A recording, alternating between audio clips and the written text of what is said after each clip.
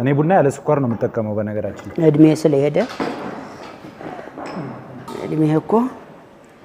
የኔም እንደዛ ነው እናቴን ስጠይቃት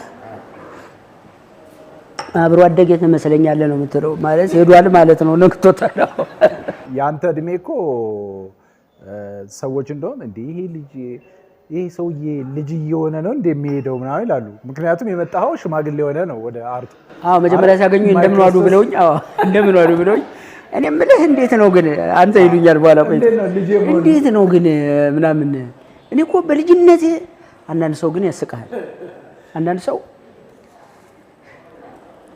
በጣም እድሜው የሄደ ሰው መጥቶ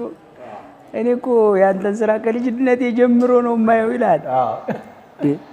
እኔ ሳላውቀው ተወልጄ ነበር እንደዚህ ምድር ላይ ሰውዬው እኮ እድሜው ሄዷል በልጅነቴ ይልሃል በልጅነቴ ጀምሮ ያንተን ስራ አያለሁ ምናምን ይላል